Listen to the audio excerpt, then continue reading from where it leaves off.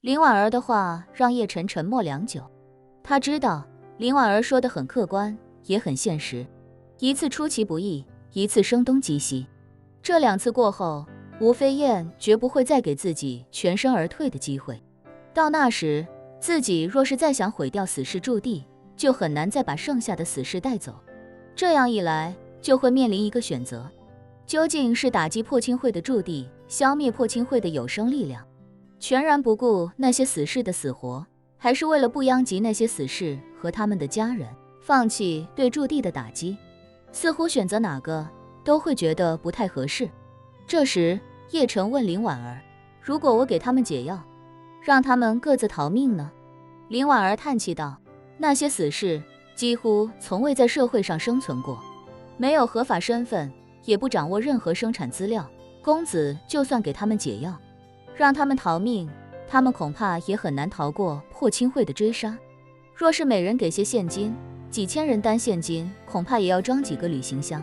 更不现实。当然，破清会也很难把他们全都杀掉，或多或少还是能有一些人得到自由，只是10个人里未必能活下来2、3。叶晨问他，若是把解药给他们，然后把问题交给驻地所在国的政府去解决呢？当地政府应该能保护这些人的安全。林婉儿想了想，道，这种事情对任何一个国家来说，都称得上是国土安全领域的巨大丑闻，任谁都会秘而不宣。而且这些死士也不是他们的公民，奴家也不确定这些国家会不会庇护他们，驱逐出境的概率可能更大一些，那样的话危险反而更大。说到这里，林婉儿道，若是残忍一些看待这个问题，公子只需请李探长帮忙，利用他的刑侦意识以及 AI 模型的算力、天际线的数据和监控能力，应该就能将破清会大部分的死士驻地搜寻出来。公子大可将这些情报交给驻地所在国的政府，只要他们还没被破清会完全渗透，就必然不会允许这种定时炸弹一样的组织存在于自己的国土之上。到那时，不用公子出手，这些国家政府和军队就会尽全力将死士驻地铲除。叶晨瞳孔猛地一缩，皱眉道，这样一来，这些死士和萧齐卫基本上便只有死路一条了。因为一旦吴飞燕决定断臂求生，他甚至不需要对这些死士动手，他只需要放弃驻地，对驻地不管不顾，把死士和萧齐卫丢给当地政府解决即可。死士负隅顽抗会被政府军队杀掉，举手投降又拿不到解药，很快也会全部死亡。就算举手投降，也没什么有价值的线索能够透露给政府，毕竟他们所知道的一切破清会机密，都只是自己所在的驻地而已，驻地都已经被端了，秘密自然也就失去了所有意义。说着，叶晨轻叹道，若是用这种方法，那些死士和萧齐卫最终难逃一死。林婉儿轻轻点头道，死士和他们的家人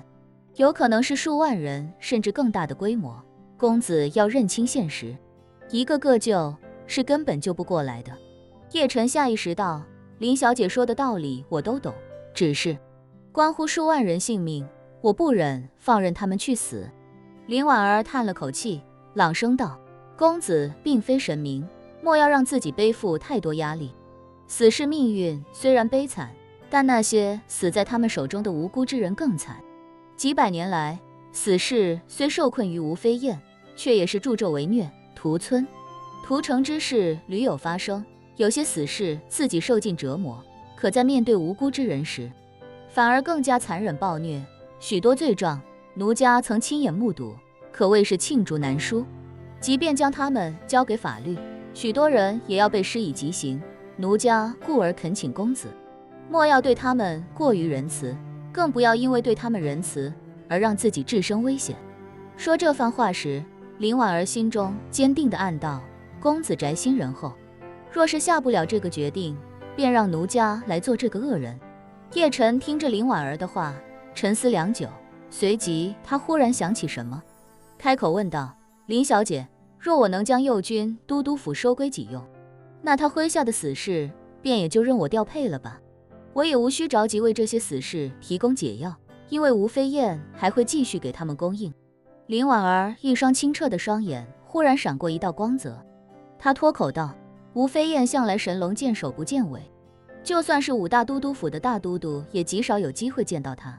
这也就意味着，如果公子真有机会将右军都督府的大都督收为己用，吴飞燕恐怕很难发现。”说罢，他又有些担忧地说道：“吴家人是吴飞燕真正的嫡系，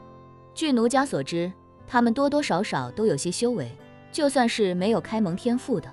也被吴飞燕强行开蒙了。公子若想掌控他们的心智，还要看他们具体的修为情况，而且若是有人像奴家这样，恐怕公子这个计划就很难推进下去了。”叶晨点点头道：“如果这次能把右军都督府大都督的身份确定，我可以试着从他身上找一找突破口。”黑夜里的漫长旅程，对叶晨以及吃过万古长青丹的林婉儿来说，基本体会不到丝毫疲倦，而两人也很享受这种能够敞开聊天，没有任何秘密和顾忌的感觉。他们对彼此而言，都是唯一能够分享所有秘密的人，而移动的车辆内部又可谓是最私密的环境之一。两人在这里自然也可以畅所欲言。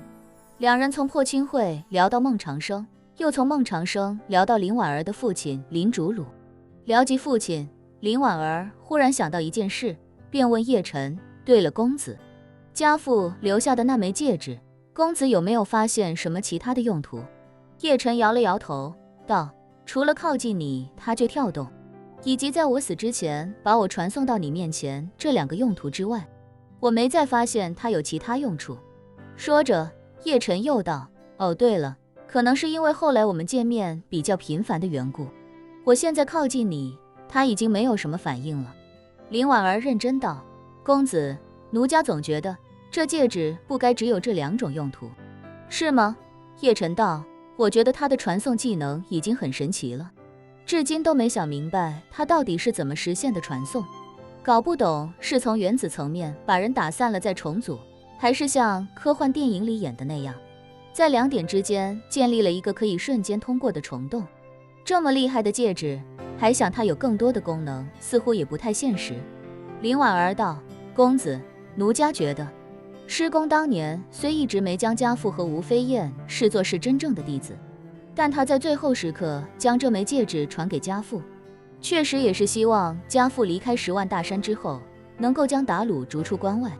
恢复汉室江山。毕竟他也是一位汉人，心里多少也有几分民族大义。既然他本意如此，那公子试想一下，如果这枚戒指仅仅只是能帮助家父在危急时刻逃命，那想来是支撑不起恢复汉室江山这个艰巨任务的。所以奴家觉得他定然还有其他妙用，只是家父当年没来得及探寻，而奴家自己也没能力研究。